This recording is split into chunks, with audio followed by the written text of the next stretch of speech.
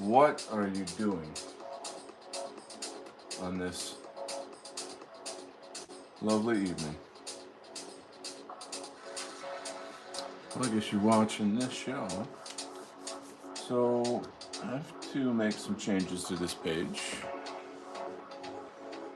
And I'm about to do that. Maybe I'll get the light a little brighter in some ways. Got some deep house on in the background. And you know what? I think I'll use a thinner marker for this.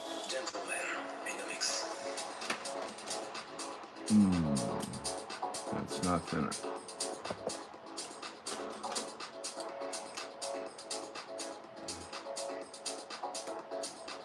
That's pretty good.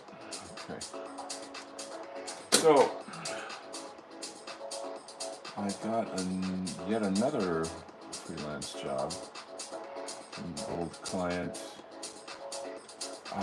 It's feast or famine in this field, guys. You know, like nothing for a long time, and then slam. But like they say, it's a good problem. You know what I mean? So I took some time off today because of a bad snowstorm, and fortunately, the lights didn't go out or anything like that.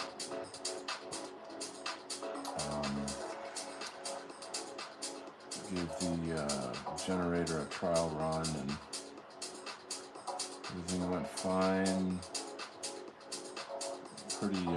Pretty set up for, like got all my supplies, whatever that you would need. But it's I saw this. I didn't watch the whole thing, but it was a report on Tucker Carlson about the inevitability of a solar flare storm that will shut down civilization as we know it. And if you're like me and you do your research, you know that this is not science fiction. And it's, to the best of my knowledge, it's coming, but I understand it probably won't happen until like the 2050 or so. And I mean, it could happen anytime. There's no, guarantee or whatever. The way we think these days, we think very much in terms of like conspiracies and like, the like. But I don't know, there's a scientific name for this thing. It happened a while back, and this was in a time when we were using telegrams for communication, and the telegrams all got shut down, like all across the country, and it's just something you can look up, But the bottom line of pretty much everything, especially just like, forget about that solar flare event, just the way things are with, how they're pushing for smart cities and digital currency and all of that horse shit. We have to become, hold on, I'm going to zoom in on this so you can enjoy it a bit better. Wing It is here, ladies and gentlemen. Wing It Productions. Good evening, sir. Good to have you. How you doing there, Mr. Wing It? What I'm just trying to say is that whether we like it or not, we're going to have to learn how to live without society. We're going to have to learn how to just do all the things that humanity has always ever done. We're yeah. I heard you. Hold on. I think that the control system as it is relies completely on, us being dependent on all forms of technology. So it's a difficult topic because what are you going to do? I mean, there's how do I say, that's a hell of a thing to have to try to learn how to live like people lived, you know, 200 years ago or more. You know, you know what I'm trying to say. So, but whether we like it or not, that is the trajectory of what's going on, and there's pretty much no escaping it. Especially if you have children, you gotta start thinking about how to get into that. What's more than that is the thought of how to build communities around it.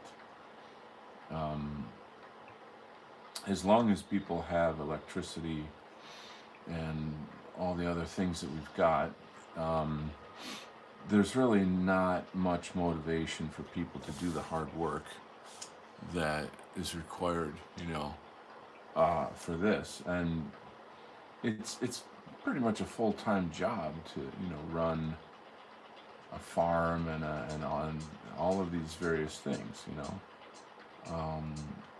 So how are we going to do that, right? Not only that, there's costs involved in getting equipment. There's time to learn things. I mean, it's highly problematic, but as I said, it's not something we as a society cannot avoid.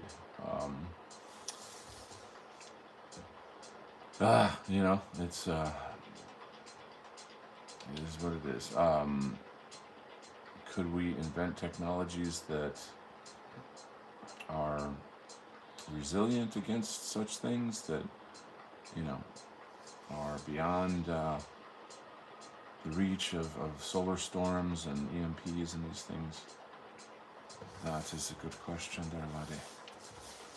I should like to know the answer myself.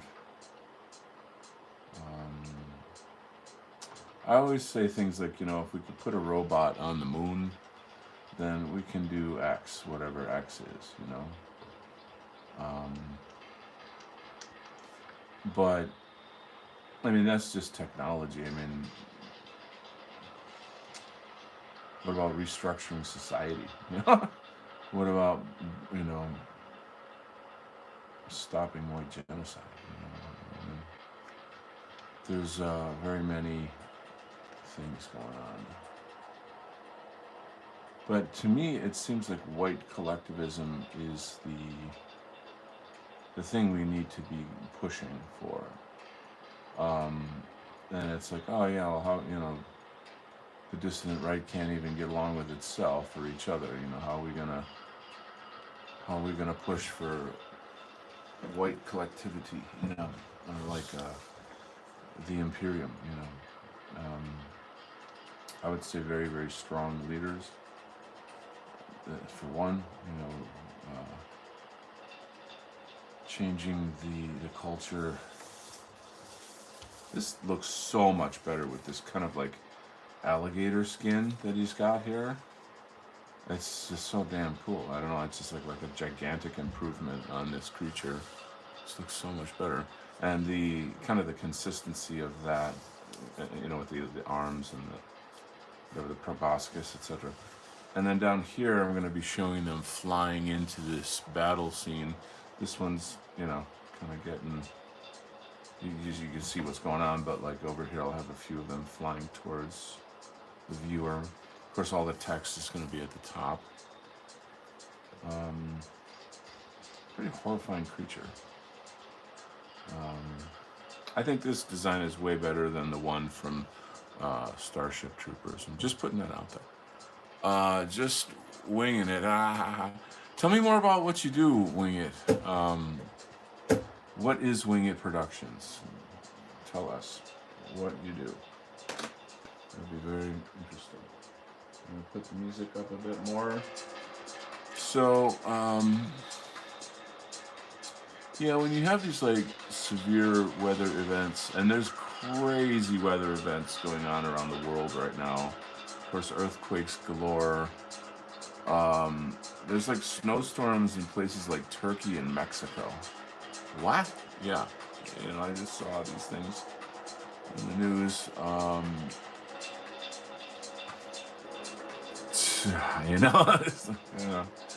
Is it what is it, you know? Anyway. So I have to kind of revamp this environment a little bit here. Hey, Flash, all right, Saturday. My man, Flash. So, Flash, quick convo here. You were in you were recently telling me about, oh God, this Gnostic writer who was talking about Christianity and the Roman Empire, and I'm really interested in this topic. If you could elucidate a bit, that would be very cool. I would enjoy that a lot. I don't know what you can say in there. I know certain people in our little chat group probably not happy with that topic, but me, I don't know that I can technically call myself a Gnostic, but I am Gnostic sympathetic, I guess.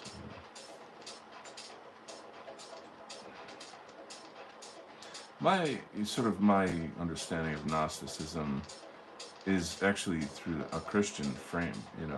That's sort of where I first learned about it. Gospel of Thomas, etc. I know that it's heretical to Christians, etc. But but the where am I going with this? Okay, I can't think and draw at the same time. A lot of what I understand in Gnosticism is parallel to things in like Buddhism. So that's what I'm saying. Wingit says it's getting biblical out there. Yeah. I personally, like, I don't shy away from like difficult topics or whatever. I do realize that there's a lot of our friends are very sensitive about this stuff. It's very blah blah blah. We know. I'm like, it's a thing. I get it. But I like to talk freely about religion and philosophy. I don't like to be like, oh, I gotta walk on eggshells and this and that. I want to be able to have just free and open conversation.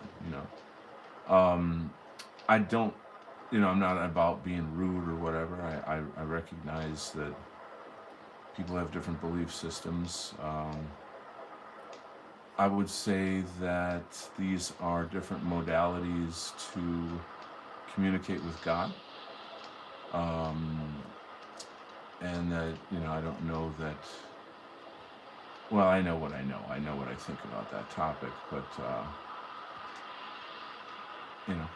that's it. So there you go. But like I said, I don't want to be walking on eggshells. I want to be able to have good, rigorous, open discussions if I can. Anyway, let's get into it here. Flash says basically he's saying I'm sorry, I can't read that. He's saying the apostles subverted Jesus' message. Yes. I'm very suspicious about Paul specifically. I'm sure you guys know about the idea that the Jews hijacked Christianity and subverted it to essentially subdue Rome.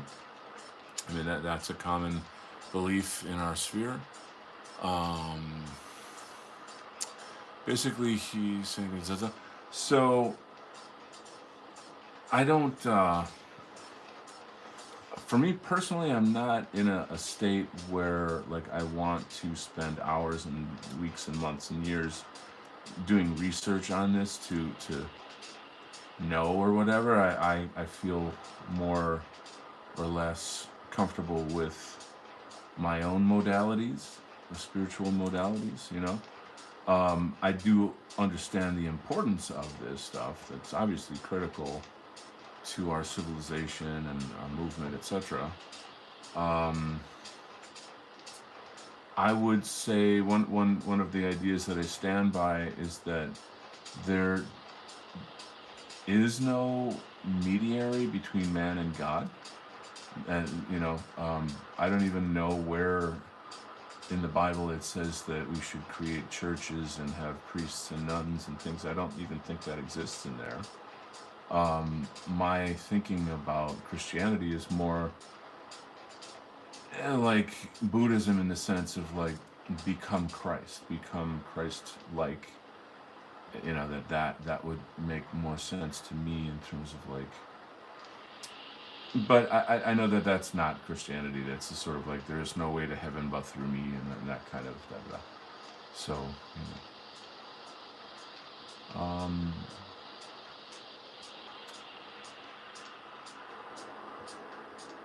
what's important here, though, is that we try to see how Christianity subverts, let's say, the institution of Christianity, not the teachings of Jesus per se. Let's kind of break it down like that. Like, how does Christianity subvert Western civilization? You know, I think if you also add in things like, you know, the teachings in the Talmud or the Torah about, you know, Edom, Esau, and all these things about, their hatred of Rome, and wanting and needing to destroy us. That's sort of, not sort of, but that's part of their belief system. Um,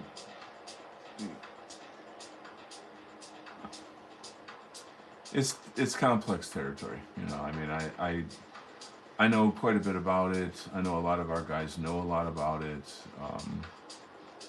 I realize that it's very threatening to our Christian friends in the movement. And I'm not, trying to make anyone uncomfortable or any of that kind of stuff. That's not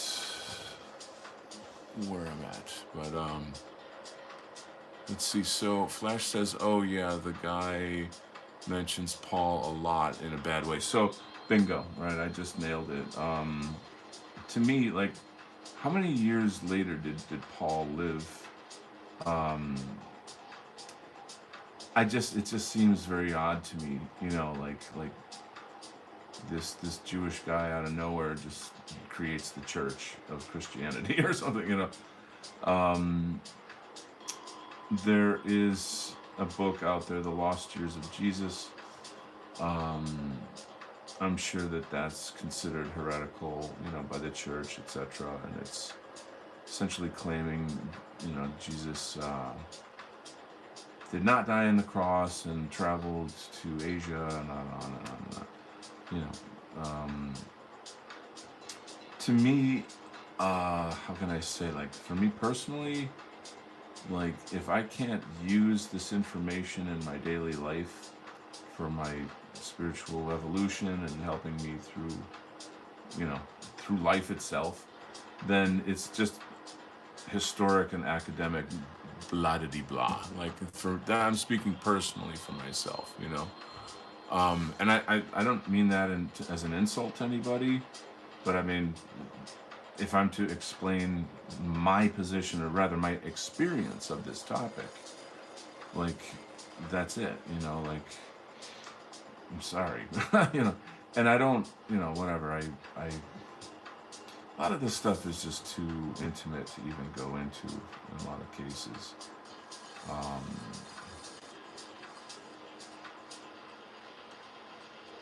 So anyway, so I magically transformed this into more of a desert planet now. Got rid of the flora and fauna. So who's here? Who's our new friend here? We got Mac. Do you think Grant Morrison and Alan Moore are actually using magic?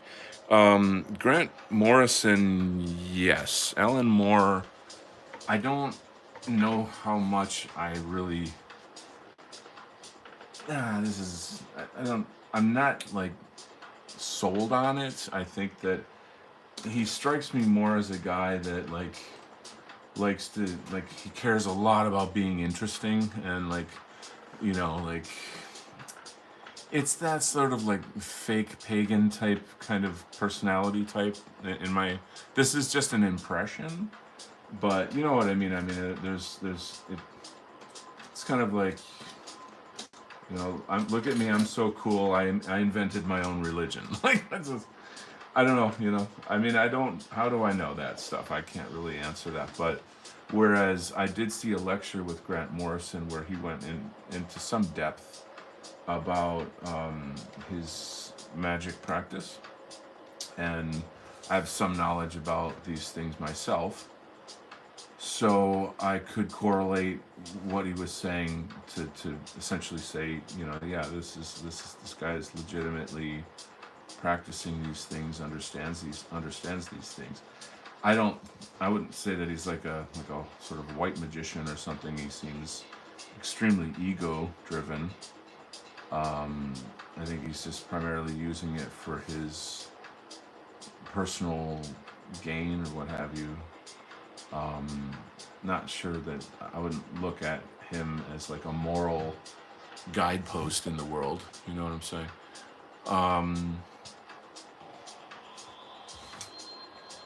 Yeah, so I guess that's the answer. So let me go back. Got a couple conversations going on here. Let's see. Hippocratic Oath, no Whammon or Mary Sue's in the battle against bugs.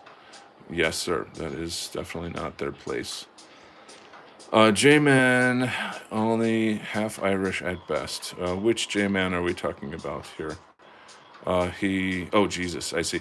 He was fair in appearance. I made this argument at a bar. Guess it was offensive. That's true. I've been coming across more information. He had golden hair.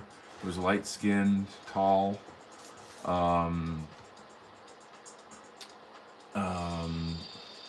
There's more and more information coming out about this. I don't, again, for me personally, I always sort of feel like I don't actually have a dog in that fight. I'm not like, I kind of feel bad for Christians that they have this entire puzzle, and if you just take one piece out of the puzzle, the whole thing falls apart, and I think that's absurd.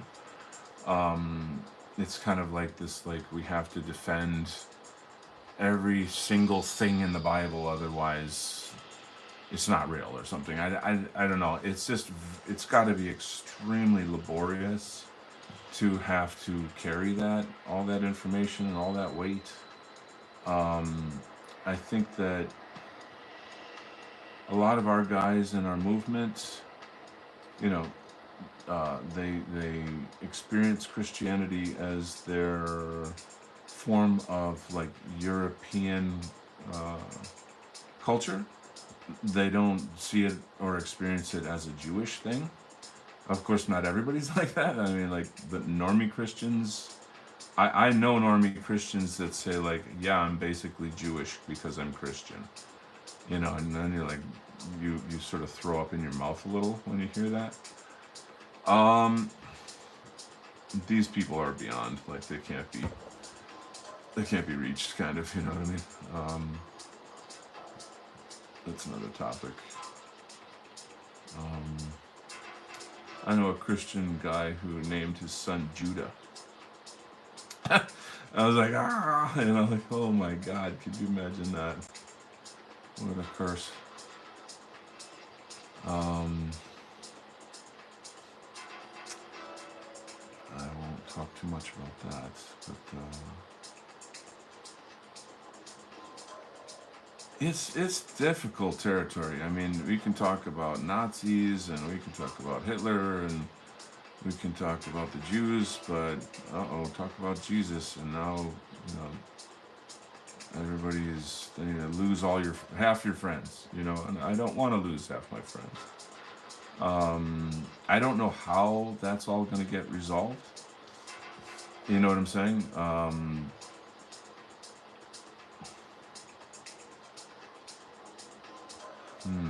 It's tough stuff. It's tough stuff. We're gonna have to see. We'll have to see. Flash made a beautiful post. I think it was on Twitter. Something about like if we just return to our old gods, all of these problems will go away. I was really moved when I read that. Flash, can you I'm just paraphrasing. I don't know if you can remember what it was exactly what you said on Twitter. It was really beautifully put. But let me go back, make sure I'm reading all this stuff. Oh, no women. Do you think that the book of Jasher is mentioned twice in the Bible, and yet it is not in the Bible? What about the book of Enoch? What about all that stuff that's disappeared?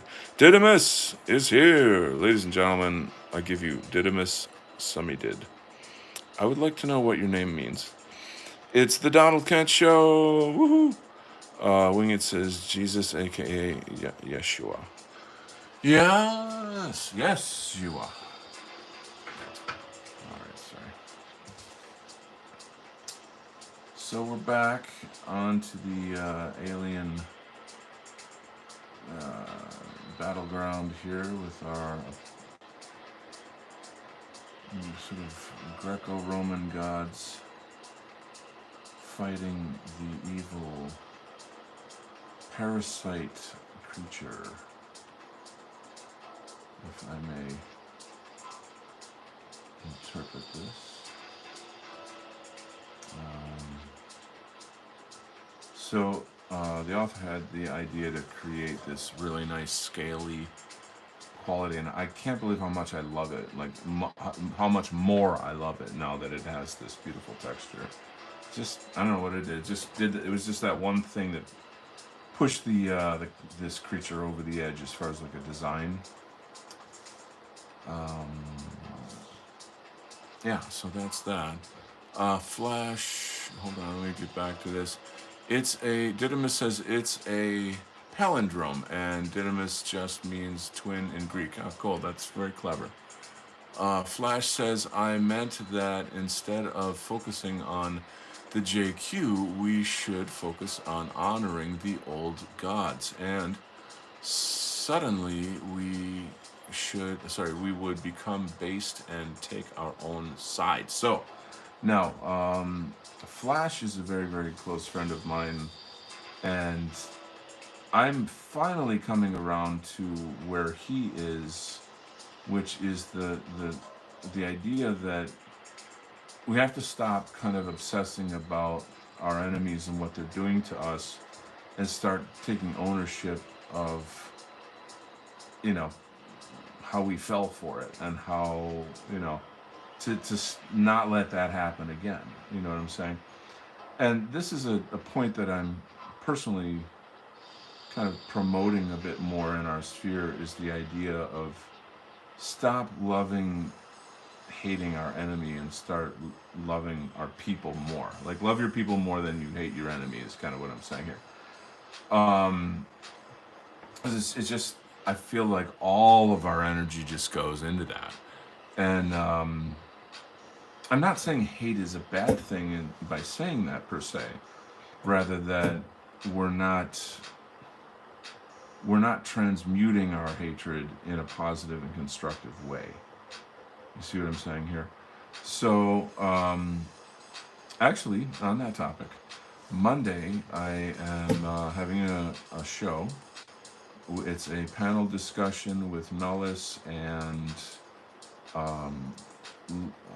Luke Cage. Sorry, I'm confused. I'm drawing, thinking, talking, listening to music. Imminent Rain. Luke Mason. Sorry. Don't tell Luke I made that mistake. Anyway, so it's the discussion is on hate, and we're gonna listen to Kai Moros' speech on hate and get into a pretty rigorous discussion on the topic. It's gonna be intense. I feel like it's actually really gonna be a pretty impressive show.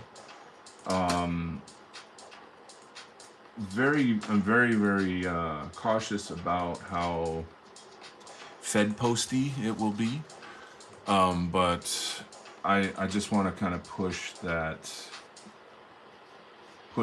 notion of us loving our people more than hating our enemies. You know what I'm talking about? Yeah. So that's a thing. So let's get back to the are we here in the talk? You guys have got some interesting convo. Okay, Winged says, I don't recall women being in the mobile infantry in the book. That's a Paul Verhoeven thing. There's some references here. Paul Verhoeven, I know. That's the film director? I'm not quite on the same page with you here. Let's see. Flash says, that's exactly how I feel. Winged says, just look at H. Ford and C. Lindbergh. Nothing wrong with nepotism. Oaf says, we create the egregore we live under. Yeah, Christianity was powerful because it received so much focus, kind of like the concept of a tulpa. Wow, now you're getting deep. Jeez. Wow. It's like, how do you guys expect me to concentrate on my drawing with all this stuff going on? This is some rich conversation here, and a lot of deep ideas, interesting references. Oh yeah. So I think that, like, we don't really necessarily need a church to teach us how to be compassionate to each other and how to, you know what I mean. And that's in that regard. So like, or maybe we do. I don't know. It's just it's a very tricky topic. I'm not the guy that has all the answers, but and I'm not in a sense even trying to answer it. I have my answers, as I say before. So like I'm fine with that. But simultaneously, anything that we have or are or do that is harmful to us, I think needs to go. The sort of normie Trumpster Christian right in America is very, very Christian, but there's a lot of wackadoos in there too, I don't know how that's all going to pan out. I feel like no matter what we do, that those are our people. I mean, whether you know what I'm saying here, like we have to in some regard like figure out how to harness Christian nationalism in such a way that is effective,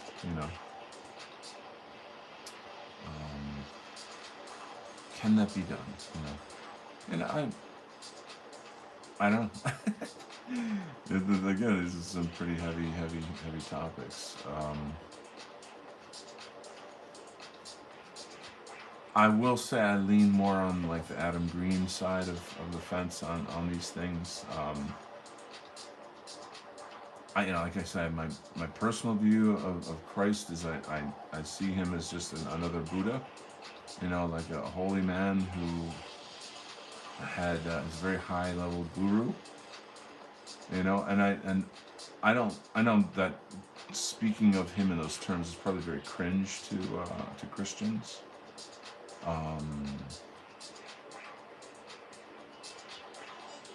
All I'm trying to say essentially is I'm not taking anything away from him in as regards like whatever miracles or teachings that he's purported to have done and said there's known for, but the whole reason why I went into Buddhism is because I couldn't find like a step-by-step practice in Christianity that would help me with my life problems, and it just seemed all this kind of like, you believe this or you're in trouble, and that just kind of failed for me. That's not to say I didn't or don't still have like spiritual connections to Christianity. I grew up with it. My family was devout. We were devout Catholics. So it's in there, but it's just not limited to that. You know what I'm saying? Anyway, I don't really expect people to understand, but that's fine. It's no big deal.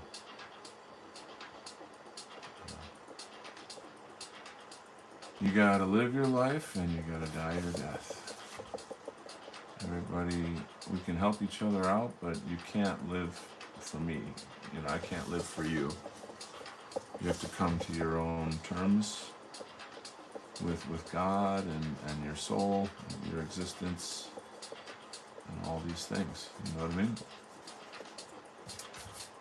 Anyway, let's check out, see what you guys are talking about here. Draw, man, draw. Yeah, right. Shut up and draw. We created a yes. Okay, so here we are once again at the drawing table with Donald Kent doing his fake and irritating English accent, but once more. Oh yes, indeed. Speaking of English accents, my Tuesday show with Paul Patriarch is a lot of fun. Paul's a pretty chill guy. He's a pretty low key dude. You know, he's very just easygoing, down to earth guy. You know, but you know when I'm around an English accent for too long, then I start talking like that, and he doesn't seem to mind. Like I think he thinks it's kind of funny or something. Whew, thank God. You know. One time I was co-hosting one of Nullis's poetry shows, and the theme of the show was Irish poetry. And we had Jack White on there with there was another poet from Ireland, female poet, I don't remember her name, lovely gal. A lovely lass she was. And at some point I just had to break into the Irish accent, you know. And I'm like, okay, this is either gonna be great or it's gonna flop really hard, and I'm gonna make an ass of myself. You know? Well, thank God it went over very well, and they were not offended at all, not one bit, not even a wee bit.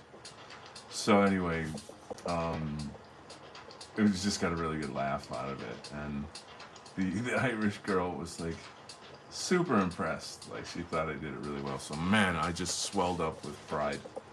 My father would have been very proud of me. He, for some reason, would always say, you know, no matter what anyone tells you, you're 100% Irish. And I'm like, okay, Dad. You know, I mean, I grew up like that, you know, and I'm not 100% Irish, but um, I Scottish, French, Irish, English. I'm mostly English, actually. So I guess I've got a right to speak like that. But anyway, um, so it's just like, you know, burning in me to like go and spend a year just kind of walking around Great Britain. You know what I mean? Like going all over England and Scotland, Ireland. I have to say, I actually, this isn't a slight to Ireland, but I feel like I'd be happier actually in Scotland. There's something about Scotland that strikes me. I don't know what it is. It seems to me like it's probably very cold and dreary, but I don't know what it is. I got this voice inside me, this calling. Probably from a past life or something, I don't know. Here's the other problem is I don't drink, and so when you don't drink, nobody wants to be your friend. And like, try to imagine going to Ireland and you don't drink. You know, they fucking deport you, throw you out on your ass. You know what I'm talking about? So, I used to drink, but I don't anymore. Yes. Um, anyway, just more blather.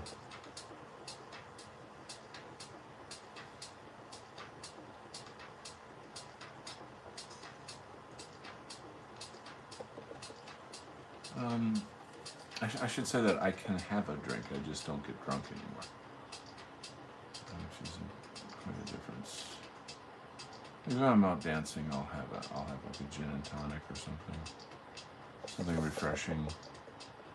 Every once in a while, I'll have an IPA or something. Big IPA guy over here. It seems like people either love or hate IPAs. Am I right? Am I right? And like women especially, like just can't stand IPAs. Am I right or wrong? Am I crazy? I don't know. Maybe I'm just sexist. Yeah, that's what it is.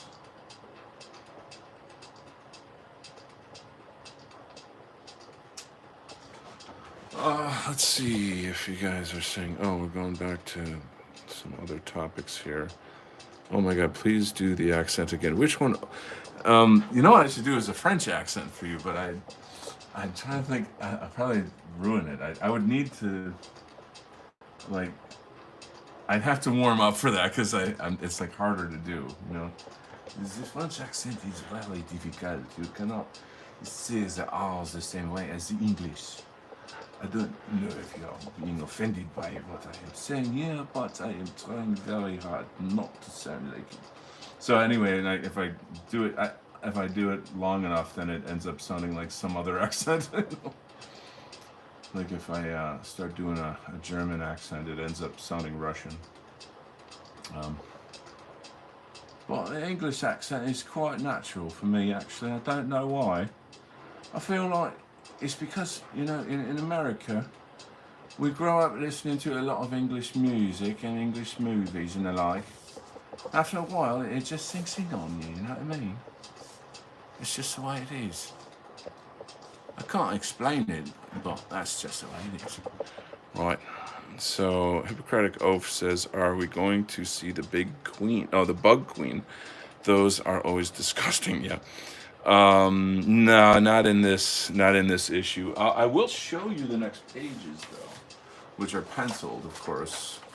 And I always, so it's hard to, whoa, I'll have to zoom out here. I know it's hard to see. You're gonna have to squint or whatever. Maybe I can zoom in a bit. You know, they capture the creature and start doing genetic experiments on it, and they splice it with their genes and create this reptiloid creature. But then that creature, or these creatures, kind of go crazy and they attack, and then there's sort of like a laser gun shootout. Boy, look at those UFOs, and I know there's a little thing going on there. You can kind of sort of see what's happening in the future of this story here. Upcoming pages. Anyway, Grant Morrison is calling Donald Kent to Scotland. I think you're correct about that. I probably hang out more with like Frank Quietly though. I know you guys know Frank Quietly, Scottish artist in the comics industry. It's like a joke. It's like quite frankly. So Frank Quietly. It's so stupid. Anyway, Wingit says Irish has the persecution narrative to make them tight. Braveheart was mostly filmed in Ireland. I didn't know that. Belgian style alleys for me. Oh, you're talking about beer here, yeah. Ricky Gervais syndrome. You know, I appreciate, like, to me, Ricky Gervais's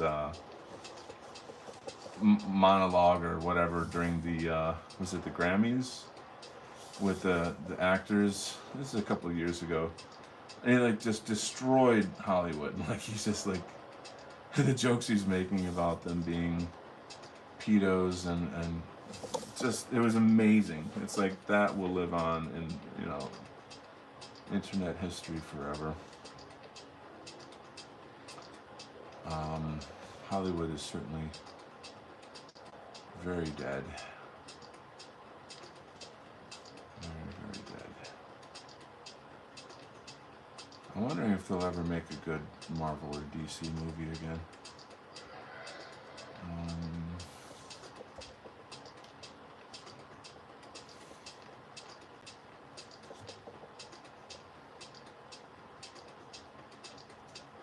Hold on a second. So Flash, how was my French accent? Like 1 to 10. I'd give it like a 5. I wasn't expecting to do that tonight. Kind of caught me off guard. I really would have to rehearse something. Maybe like a speech by Napoleon or something. There you go. Now we're onto something.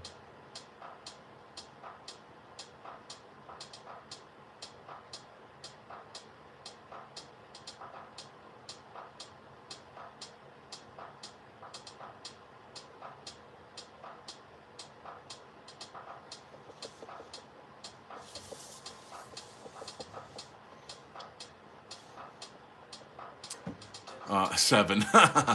The beginning, then it morphed into German. Yeah, yeah. Right? I was gonna say like, das ist verboten, ja. Anyway, oh man, I want to learn German so bad. Actually, there's this, I don't know, there's this girl I discovered who teaches German online, and okay, yeah, she's beautiful, right? I know that's not the only reason why I watch her show. Come on. But yeah. Yeah, it got a little weird there, didn't it?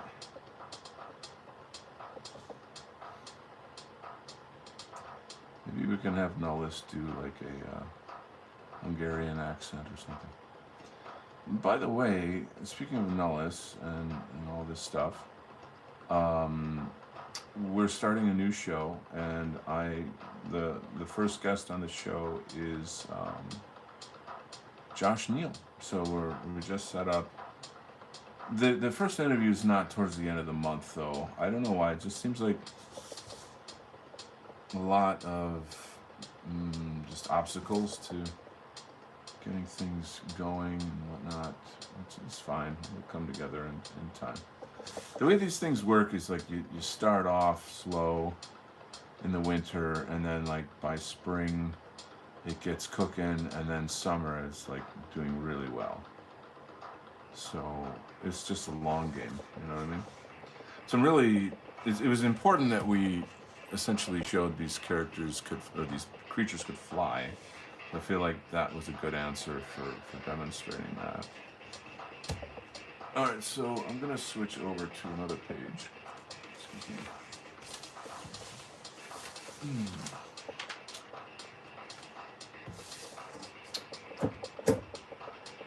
Whew. So I work on weekends, but I took today off because of the weather. It's very severe. It seems to have calmed down, but they say that this storm is like all weekend. At the moment, it's not too bad. So count your blessings, guys. All right.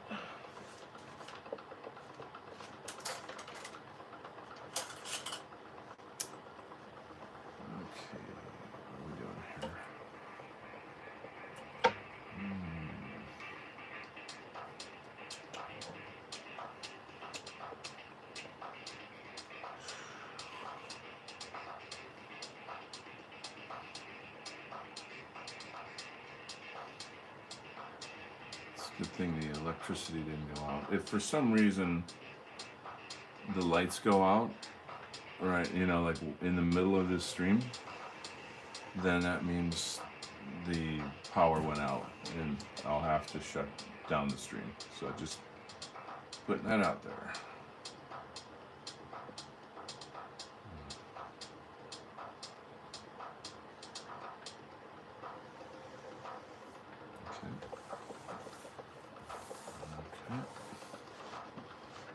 Let's take a look at the chat here a bit here.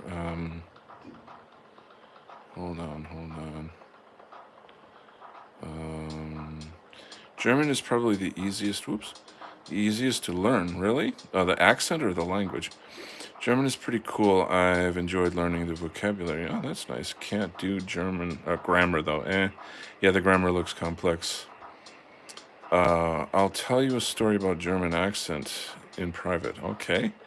German is probably the easiest language to learn since it has rules and you pronounce every letter. Okay. Yeah, it really is properly orthographized, unlike the monstrum horrible English. English is insane. Yeah, I know. English is difficult because the Normans invaded and melded French with German. It doesn't work. Wild. I used to teach English as a second language to Japanese and Chinese people. And I actually did get certified in teaching English as a second language, but it was through like a Cambridge University summer course in New York City. That's an interesting story. um, so like I was this is the summer before I was planning to move to Taiwan, and I had done everything as far as like everything I needed to do to get myself hooked up to go to Taiwan, and I was like, okay, I'm just gonna finish this summer course. I'll be golden, and everything's hunky dory. I mean, I spent like $2,000 on the course, and I essentially needed this paperwork to to work in Taiwan, and granted, any Joe Schmo can go there and just become an English teacher because you were born speaking English or whatever. But I didn't want to be that guy. I wanted to have some technical training and be able to get more money, a higher pay, because I had this Cambridge certification. And teaching English as a second language is hard, guys. It's not an easy thing to do. There's techniques and da da da da da, but it's you really can't just do it. You just can't just wing it, just because you speak English. So there you go, and that's all fine and dandy, except and I've got like a weird karma with this. Like, this has happened to me several times in my life. There's always one feminist in my way. Whenever I'm trying to do something in academics or on the job, I somehow or other encounter a feminist who's working in that field, who is in some position of some kind of power, and she blocks me. She does whatever she can to get me fired or just to screw with me. And I haven't had that experience in many years, but I used to have that like repeatedly, and it's one of these things that makes you want to kill people, because really, that it's like openly discriminatory towards you, and for sure it's because of who you are as a person. And so what I'm trying to set up here is that I was in that summer program, and there was a Cambridge University program, so they had like English teachers that flew over from England that ran the program, except for one American girl, and she was not much older than me, and she was one of the teachers in the program, and she wasn't going to pass me because I didn't demonstrate some blah blah blah, how like a teacher can just say like, oh well, you didn't do this right, and I'm like, well, I know I fucking did it right. No, I'm the teacher, I know better. You didn't do it right, I'm not passing you. And so that's like a whole summer, $2,000, and you got your plane ticket and you're ready to move to Taiwan, and this fucking cunt is trying to sabotage me. You know what I mean? And so it was ugly. It was ugly. You know, it's me and her in her office, and we're going at it. And I'm like, I know this. I was not the same person as I am now. Like, I handle myself much differently now than I did when I was like 26, 27, or whatever. Can't remember how old I was at the time. Um, it was tough. It was awful. It was an awful experience, and I think she just enjoyed watching me suffer. You know, I think that there was a. I think you know what I'm trying to say. You know what I mean? Um, she somehow found it in her heart to let me go, and like, okay, I'm gonna fudge you through here. I'll let you, I'll let you pass. You know, or something like that. And after, you know, putting essentially torturing me, you know, I saw and it's just shit like that. And then I get to Taiwan, and you imagine like you're on the other side of the fucking planet, you know, and you're in this like kind of, it's not a small town, but it's like a smaller town out in the country, and there's not really any white people out there. But sure enough, they have one white liberal bitch who's working at the school that I'm working at. Oh, Jesus! I can't get away from you fuckers, you know? And, you know, day one, it's all, oh, hi, you know, welcome, and you know. And by the end of the year, she's like, I she, she's just like tortured me throughout the time. She screwed me out of like a raise. She took classes that were supposed to be mine, and she turned other coworkers against me. She would even say like super creepy, weird things about like uh, just like sexualizing children, and very, very fucked up things that were just wrong and weird. And you know, she was from Washington D.C. too, by the way, which is kind of interesting if you look back. You know, looking back, knowing what I know about like D.C. and stuff, and whatever. Anyway, man, I don't know. It's just you gotta watch it out there, man. I mean, feminists especially, they really, really want to hurt you. I mean, this whole like usurp the power thing. They're vicious. Like they're vicious, you know. And again, like I'm in a foreign country. I don't really, you know, I didn't really know what to do. I'm alone out here. I can't. How do I defend myself against this shit? You know, it was awful. But anyway, that's the past. That, you know, just some damn shit I had to go through or whatever. But um,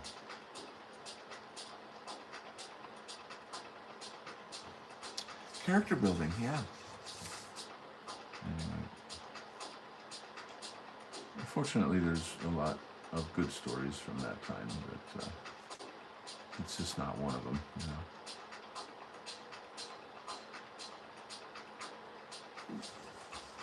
Let's see what's shaking here. English is difficult because we read that you can't wing it. Yeah, I was a substitute teacher for 6 months. I have stories. Oh, I bet. Um, Before I became an art teacher, I did sub for, I don't know, maybe a year, and that's got to be one of the most thankless jobs you could ever have. It's the shittiest thing, you know, like to be a sub. You know, you walk in, well, the kids come in the door and they see their teacher's not there and they got a sub, and immediately it's like, oh yeah, we're gonna, you know, fuck around today, you know. And I had my ways of like kind of, I don't know, handling that, I guess, you know, whatever. So it wasn't too bad, but I definitely hated it. It was quite awful. It's probably one of the biggest regrets that I have in life is going to school to become a teacher. Teaching English in Asia was like infinitely better. than teaching art in American middle and high schools, which is a terrible thing to say, but it's true.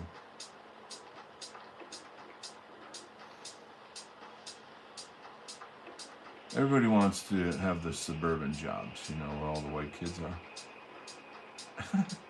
and the teachers in those jobs are not giving them up.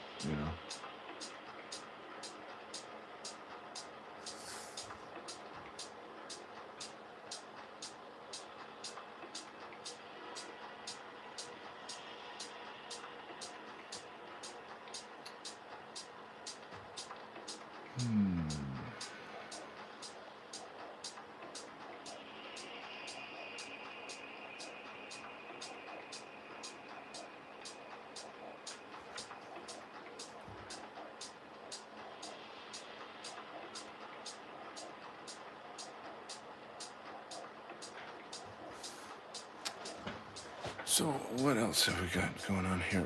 Are you on another platform? My how can I say? I have a Telegram channel. Um, that's as far as I'm on Twitter. Twitter's a big deal for me. Like that's my primary social media. The Telegram thing's more like friends kind of. Just me posting shitty, funny memes and kind of hanging out and stuff. It's a lot of it's a meme dump. I do have a lot of art friends in there. The Twitter and YouTube are my primary platforms.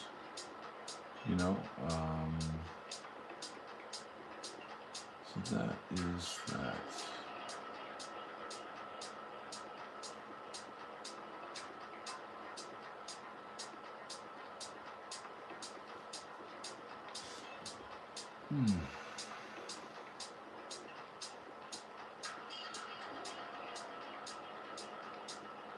I've actually been deleting people off of my Telegram because I get, people come on and I'll say, hey, welcome, how'd you find me? Or, introduce yourself or something, and they don't answer. And I'm like, okay, bye.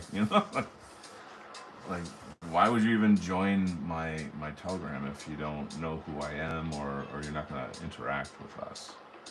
You know what I'm saying? It's creepy, so no cando.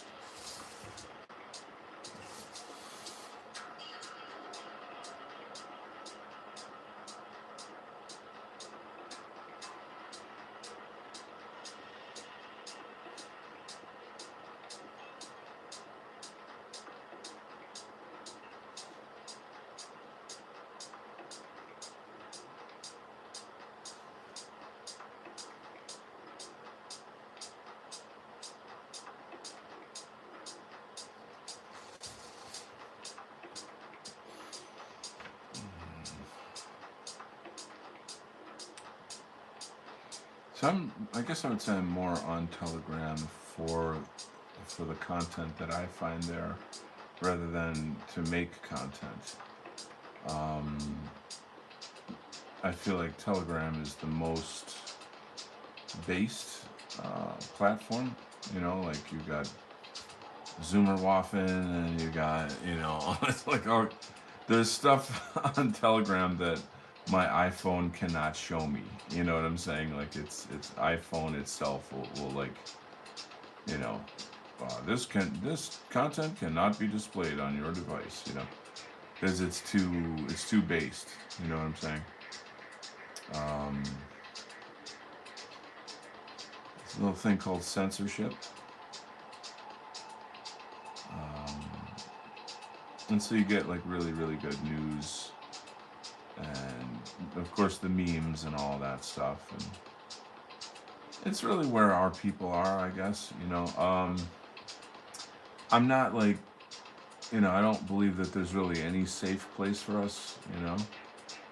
I think everything's being monitored. I think you can minimize things. I feel like if you want to have a private conversation or whatever, you're gonna have to like meet someone in the woods. Like it's like shit's just so highly regulated, and yeah, you know what I'm trying to say. So.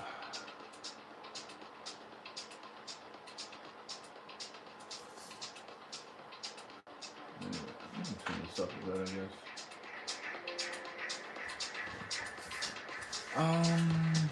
I appreciate you guys. I appreciate that you enjoy what I do and hang out. I like to interact in the chat a lot. And same on my other shows. Like, I'm not sure that I would even call this a show. This is me working and, working live, and just having fun with you guys,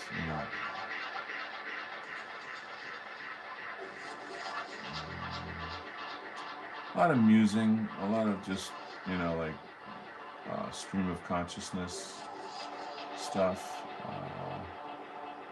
Even if there's like nobody in the chat, I'll just talk because I figure somebody's gonna watch this show in the playback.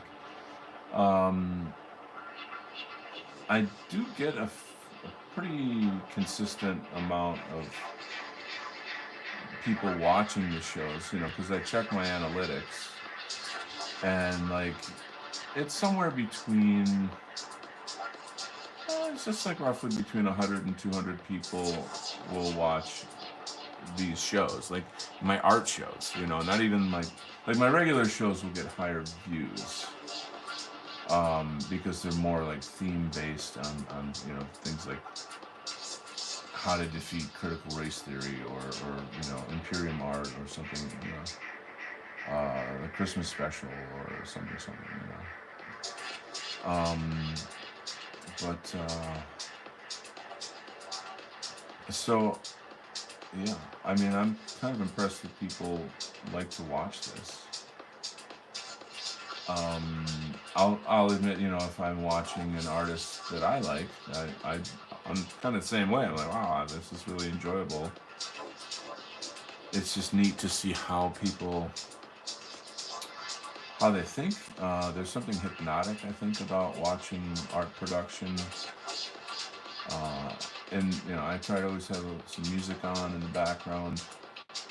Like I said, I would love if I could play other kinds of music. I play some King Crimson, I would play some Police, I would play some Led Zeppelin, definitely a lot of Tame Impala. I'm a huge Tame Impala fan. I got to a point where I had to start forcing myself to listen to something other than Tame Impala. I was getting weirdly obsessed with their music.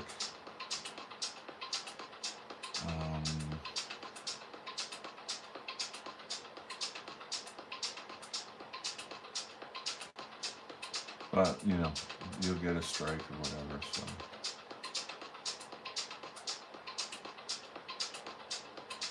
No can do.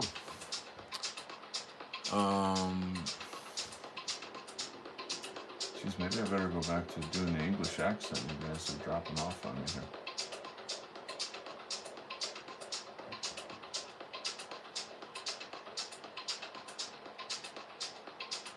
But I haven't bought a comic book in a long, long time. When I say a comic book, I'm talking about like something that is being put out now. Like I like to buy the older ones. I collect the old ones. which I got a bunch for my birthday. But like, I don't know that there's anything happening in comics that I can trust, that I can follow and be like,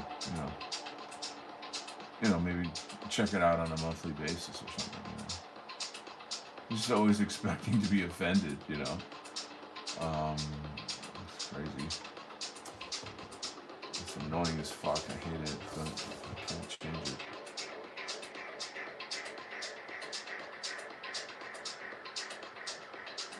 Oh man.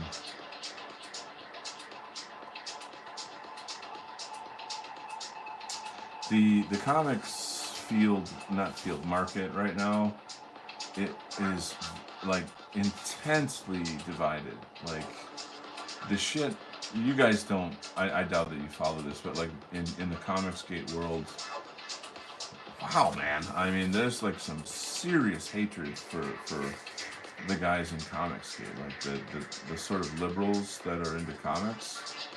Shit man, I mean they're not much better than Antifa in terms of like the way that they talk and the way that they think and act is pretty bad.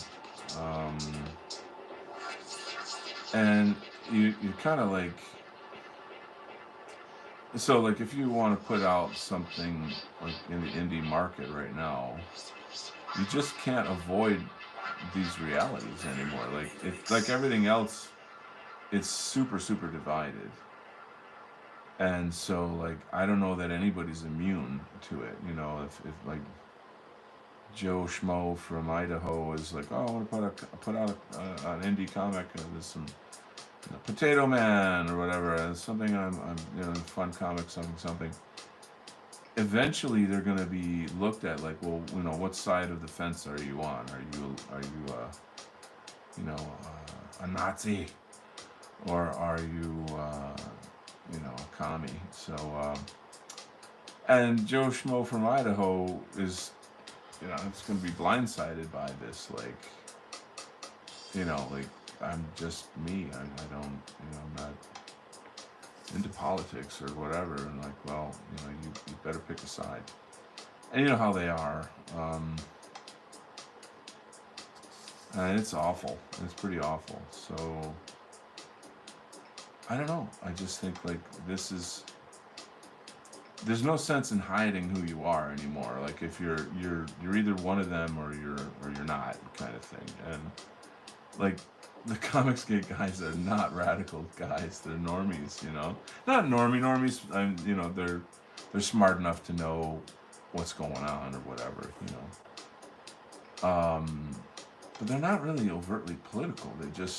They're patriots. That's the best way to describe them, as they're patriots, Oops, sorry. Yeah, brother. The talk about the comics culture, that's interesting.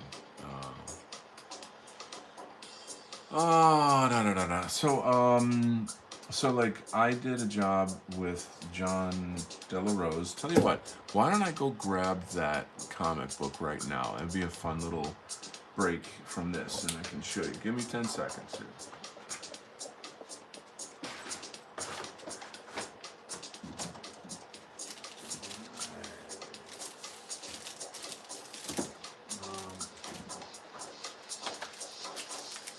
So,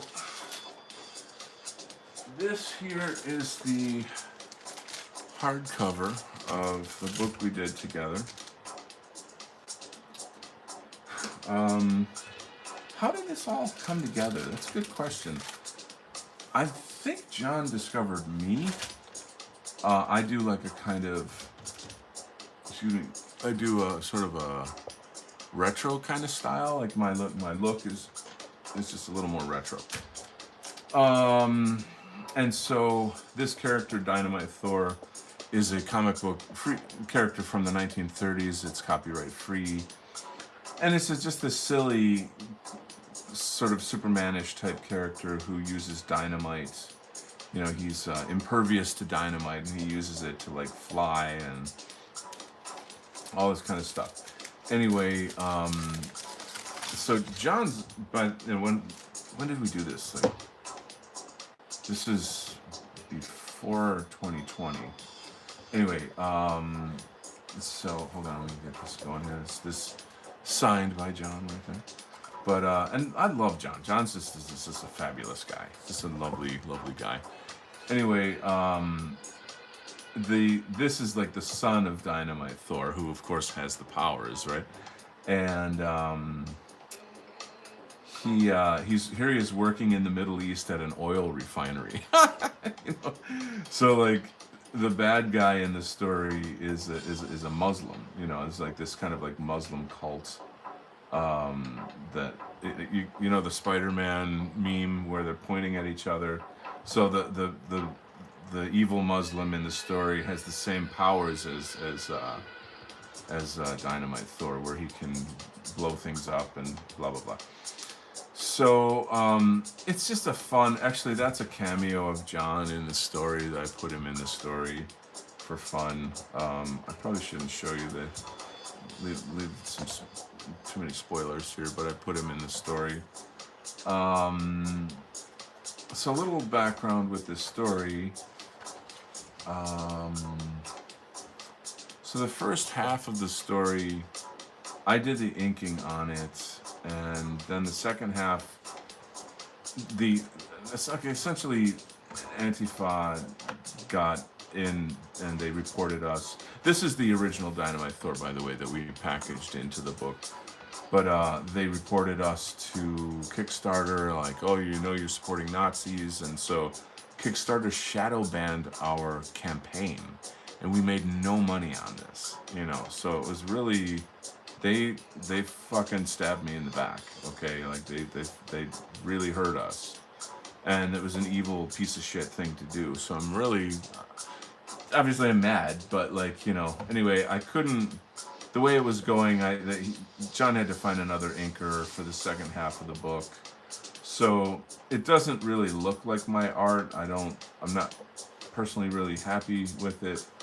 But at least I, you know, kind of enjoyed doing the first half. This is during the Trump age, and I put him in the picture here. You know, it's kind of, we were riding high in the Trump train back then. A lot of patriotism. But so you can get this at John Della Rose at his site. You can probably get it on Amazon, I presume. Oops. But yeah, so I think this book makes me an official part of Comicsgate. I mean, I've been abused by it, so not it, but by the enemies of Comicsgate. So, you know, I've got my battle scars here. Hold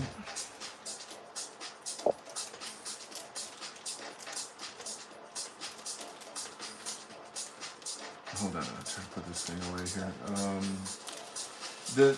I really feel like the big dogs in it, they make the most money from it. Like if I just wanted to do Militiaman inside of Comicsgate, I would have to get like some, you know, I'd have to get on like Ethan Van Sciver's show, or I'd have to get, you know, some kind of promotion to, you know, help me push it. There's massive amounts of marketing that go into this, and like just doing the art, writing, drawing the art, and financing the campaign. It's crazy. It's a full-time job. Not to mention packaging and shipping every single copy.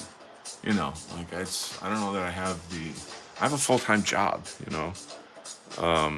Anyway, let me read your comments here. Wow, that looks great, Dynamite Thor. I'm glad you like it. Very cool. When was Comicsgate? So Comicsgate is essentially a movement.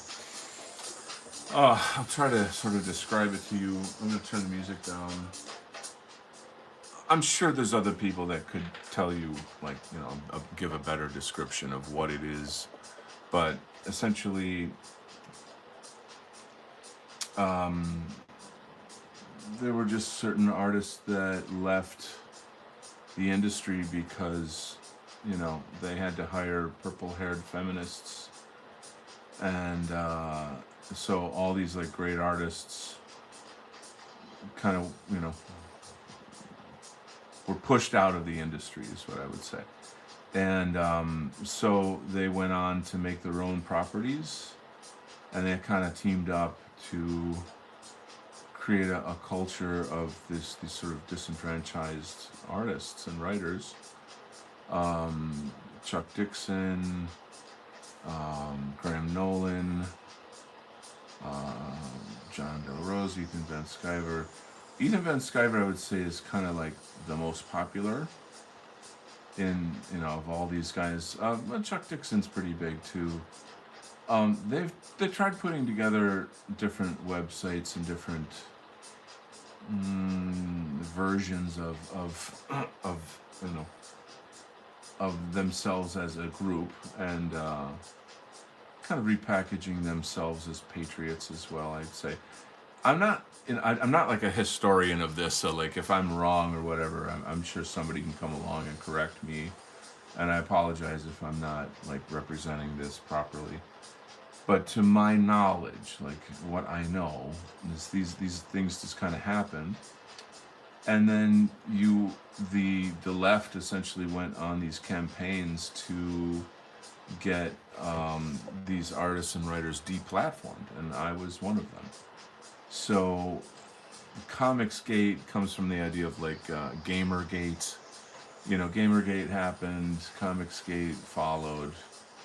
Gamergate, I don't know really I don't know, I'm not a gamer, so I don't honestly know everything about that, but I think it's a well-known thing, out there in terms of like, the left and the right fighting, and this is the Trump age, and like, they had like, what is that, Trump derangement syndrome and all that kind of shit was just going down really bad at the time.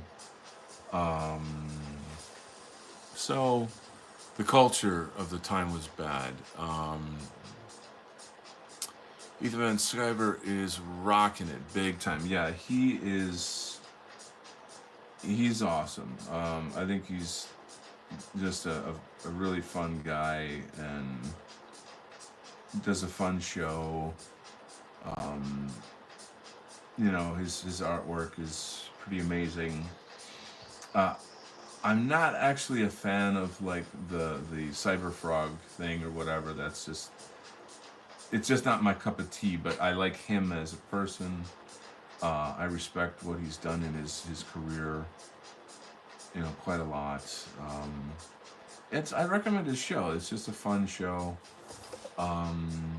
It's just an interesting guy to listen to,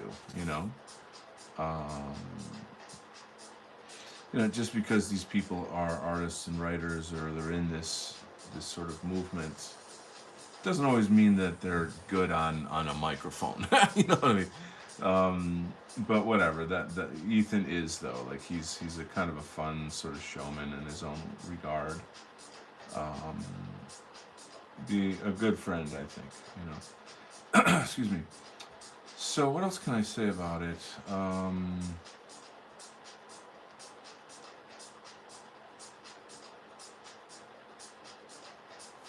Well, it's just an ongoing drama, The people who buy their books are, fans that are, insulted by and disenfranchised, if you will, by Marvel and DC. The fans that are sick of like, gay Superboy and like just all the annoying feminist messaging that you have to, see in every video, or not video, every book and all that shit. So they're us, they're like us. They're in that regard. So and I mean, like, these guys make like $100,000 in donations per book. So it's not a small thing. It's quite huge in that regard. I'm not sure that they're making $100,000 in profits, because you have to print the books, you got to package, you got to mail them. I'd say a fair chunk of that goes away to these other sort of production pieces. But so that's a couple things about it. I would like to be more like in that scene as far as like on the shows and stuff, and I'm a fan of a lot of those guys. Um, they're good guys, you know. Um, I think Graham Nolan is one of the coolest guys in there. He's an exceptional person. He does a lot of really quality shows on related cultural things like movies and things that stuff that he grew up with, like movies from the 50s, when I don't know that he grew up in the 50s, but like he's just all the older stuff, you know, classic monsters and the rest of that stuff. So he's a man's man, you know. It's cigars and scotch, you know what I'm talking about. Um, Fabulous guy. So um, I'll tell you guys a secret. Um, he knows me, but he doesn't know me. Meaning, like, I we we know each other in real life, but he doesn't know that I'm Donald Kent, and so that's kind of a funny thing. And like, I don't know that he would like Donald Kent, but he likes me as a person in real life. So, and you know, the feelings mutual. Should I tell him? Should I keep it as it is? I don't know.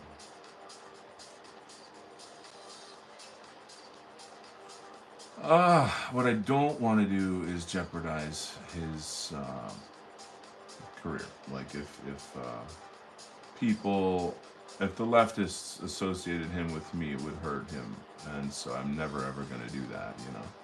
So, and he doesn't share my political views, so just because he knows me doesn't fucking, you know.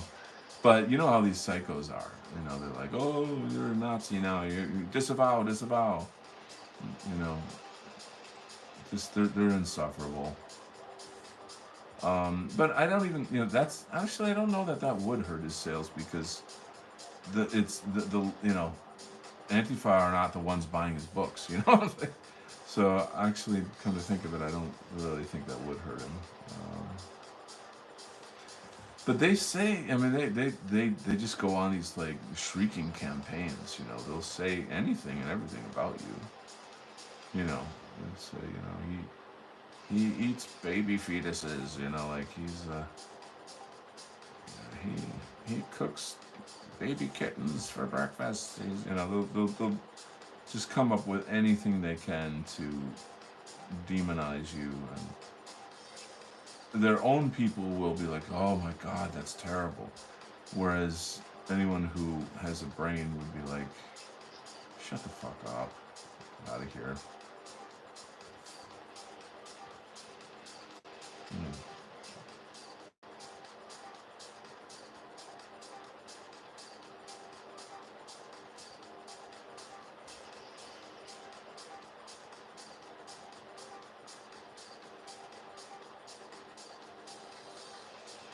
Yeah, it came out nice. I want to put some rendering in there, but I don't want to ruin it either. What do we got? What do we got? You're competing with EVS's show right now. No kidding. I'm sure he's got a bazillion people watching his show. Didymus says, I still don't understand gamer hate either. Gamer gate, just to clarify. But, I, you know, like, and the left is just trying to make everything woke. You know what I mean? It's like, my son could probably tell you more about it than I can. This whole push to, like, you know, feminize everything, and you know, you gotta have diversity and everything and all that shit. Um,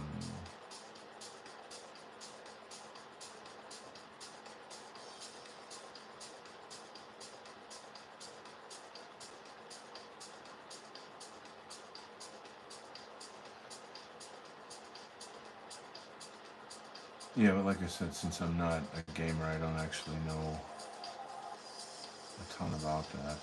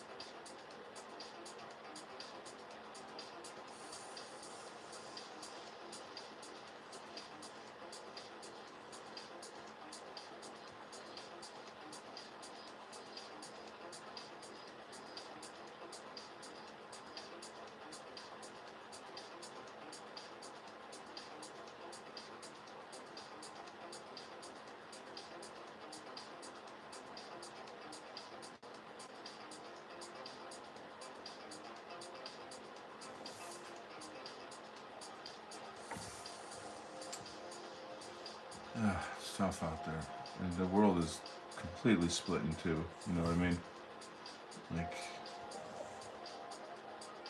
it's us and them. You know what I mean? Like, and I don't think that's even us making it that way. You know, they set these standards. They force people to choose. Um, yeah, Gamergate. You know, um,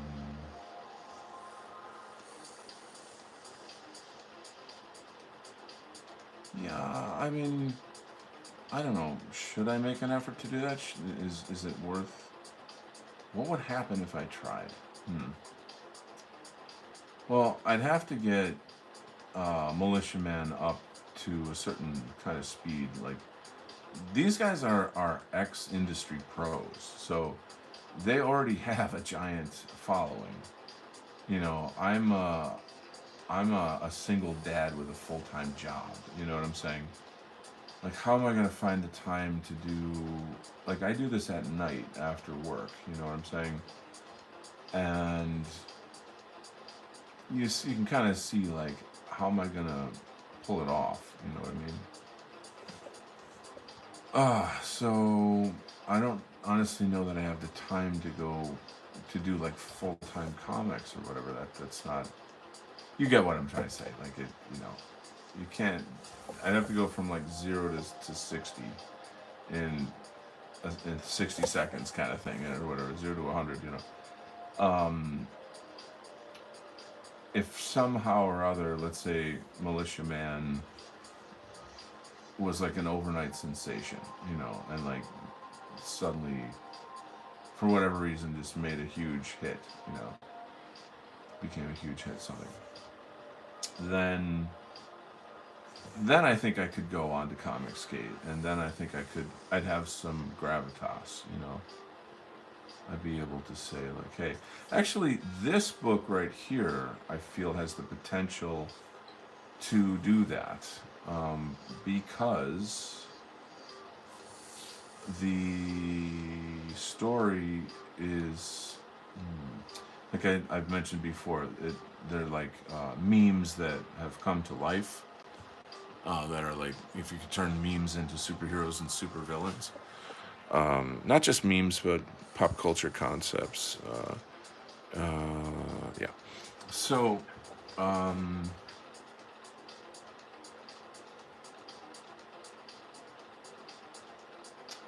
I think we'll see. We'll see how it goes. I feel largely that it has everything to do with marketing. You can't expect books to sell themselves, and you gotta have a hook. You know what I mean? You gotta be able to kind of identify who is your market and how do you reach them, uh, what's the pitch. You get the idea. And then, get people to do reviews. And a lot of people will watch comic review shows and then say, like, oh, I like this guy, he does good reviews, I trust his judgment or whatever, and he says that this is a good book, so I'm going to get it and check it out. And this particular book is going to be a graphic novel, so it'll, however much, I don't know, 75, 80 pages, or I don't know how many pages will be in total.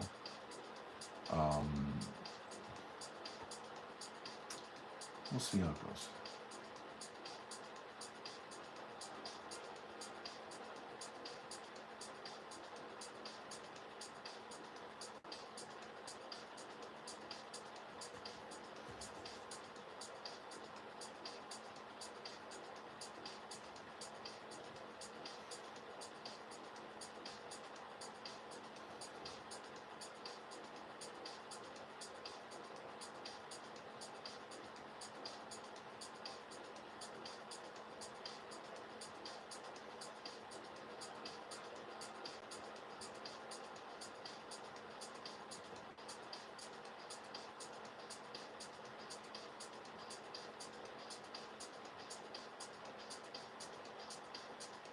I really don't know if they would embrace me on in the comics gate scene. I'm friends with John Delarose, but like I think my views are too out there for these guys, and I don't know that they'd be able to handle the criticism, like associating with someone who's sort of unironically National Socialist fascist type, I don't actually call myself those things. I am sympathetic to them as historic movements. I feel that we need something like that today to solve the type of problems that we have. But like I don't live in 1930s Germany. You know what I'm saying? So if someone can, someone sort of started a party or whatever that had those attributes that were suitable for our time, then I would be a part of it.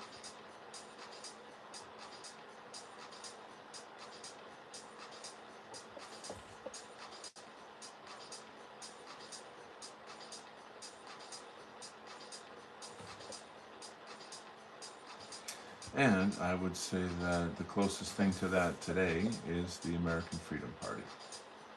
So that is my endorsement. I endorse American Freedom Party.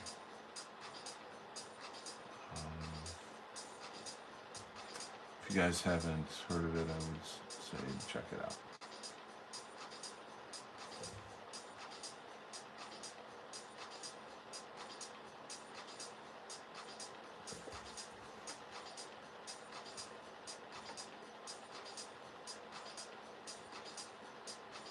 I'm getting a little sick of this repetitive beat, so I'm going to change that in a second here. Okay, if you're a DJ and you're playing the same damn beat over and over, stop being a DJ. Find another job, because you're an idiot. Alright, let's get some tunage on here. I'm going to have to turn down the volume so we don't have to listen to commercials. I'm going to hydrate. We'll get back into the business.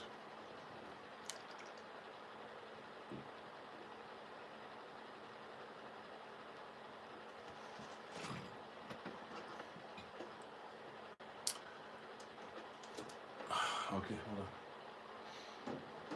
Let's get this going.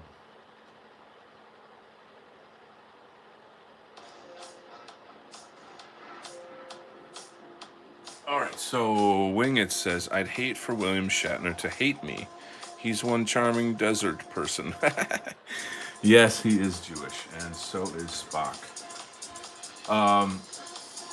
But anyway, I didn't meet William Shatner, but I saw him at a Comic Con that I worked at.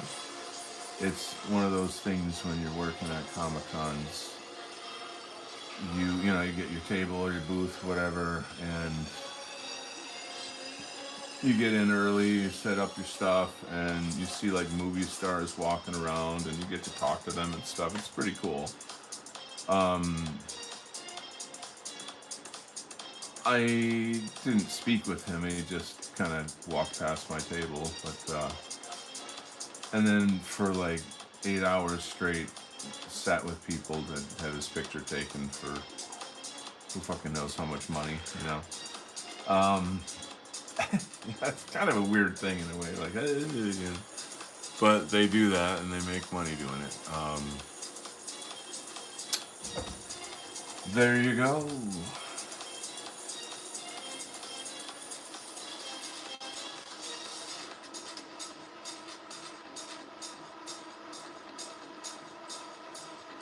Getting a little on the late side here, guys. I mean, I've been going till 1.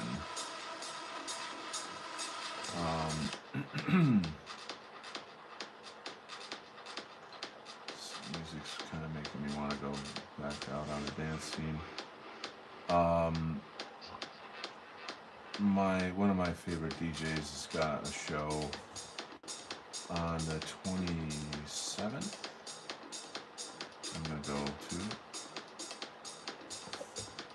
It has a lot to do with the DJ. Like they got the right idea, the right vibe. They understand what's good music, and then they accumulate a kind of a fan base, and so when you go to see that DJ, you're gonna run into a lot of the same people that always go to see him, and then over time you sort of become friendly with those people, right?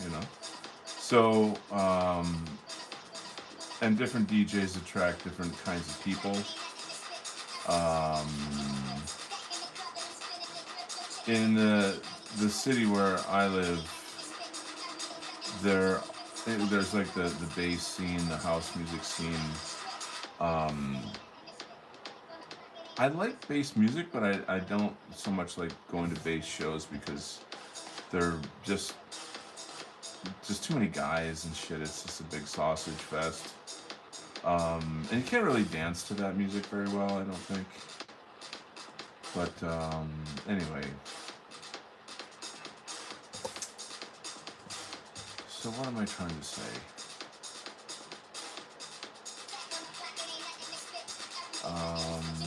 Oh yeah, so let me turn that down just a little bit.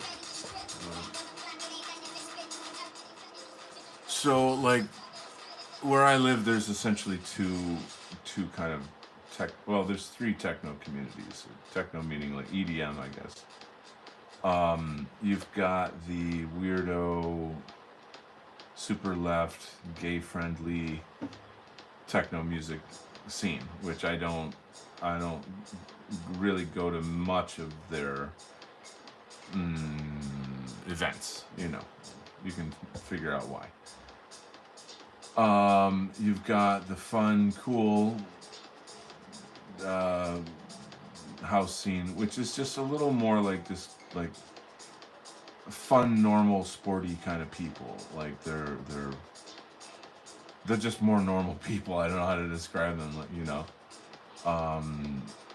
They don't have weird psychological problems. There's a lot of secret right wingers in that crowd, which is cool.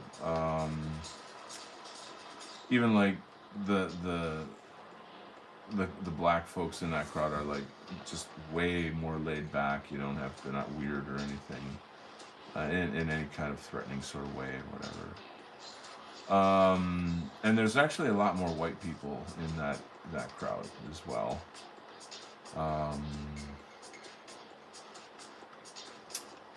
What else? And then the third one is just the bass music. When I say bass, it's like drum and bass, hard house, techno stuff. Well, I guess hard. Yeah, that I would say that kind of they sort of go together. Hard house is like super fast techno, and it's just it's like techno on cocaine basically, and it's just too fast. It's like this is silly. Like I can't. I don't know. It doesn't lend itself to like to dancing very well, as far as I'm concerned. Anyway, what else can I tell you? So the bass scene is just got a lot of like, oh, I don't know how to say this in a nice way, but they're kind of more blue collar, poor family, poor neighborhood whites that are like heavily into smoking weed, and they're kind of like they cross over a lot into kind of like contemporary hippie culture.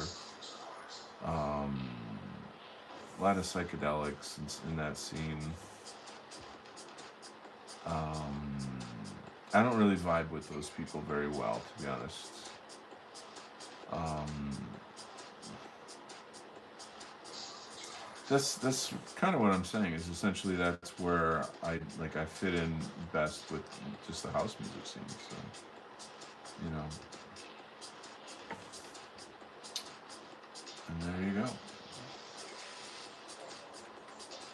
Like I'm already thinking about summer because like summertime in my city is like house music heaven. This is so cool. And I guess the thing that I have to qualify, I guess, on this topic is that it's the ladies, guys. The ladies, they've got all these sweet honeys, and they're out having fun, and I'm having fun, and we're both having fun, and so it's a vibe.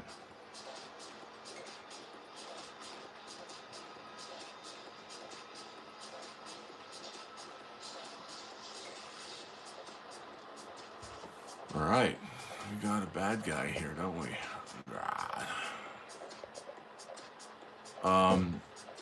Let me check the chat a little bit, and we're gonna see if we're gonna maybe wrap up the show here. Hollandier is here, dude. What time is it over there? It's got to be. This is like early in the morning for you, I would say. I see you're exposing the lizard villains. Yes, finally, they will be exposed. Well, Matt, geez, dude, I'm just about to shut down the show, and you arrive. Come on, man. How you been, Hollandier? What's new? What's you working on any new music? What's shaking?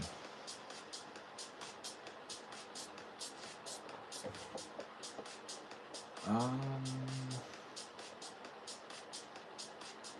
just thinking through what I want to do here. Yep, woke up to catch the tail end here. You woke up just for me? That's so nice of you. Gosh, what a gal, or what a great guy to do that. That he gets up and it's really gallant of you. I see you are exposing. Yeah. So this is going to be one of the major villains in the story. Kind of like this part that I've been illustrating is so it's called the prologue, and it's kind of the story before the story, and it gives a sense of like the gods, and the creation story, I guess, of this the world that you're about to enter into when we get into this. So some pretty cool stuff. But let's see. Oh, dude, I'm sorry. It's late where I am. I'm tired, and I'm mashing up my words, brother. So forgive me. I apologize. Pretty cool alien creatures. Thanks, man. Actually, I'll tell you what I'll do though. I will give you a little show of some artwork I've been doing since I have to get back in your good graces. See, my English is no good. My English no good. English not my first language. So hang on, let me give you a little show some new pages that I've been working on. Kind of an Apollonian thing going on here. Just some of the superhero pages. Kind of fun stuff. Yeah. And here's more superhero pages. This guy has like a suit that can transform into different things.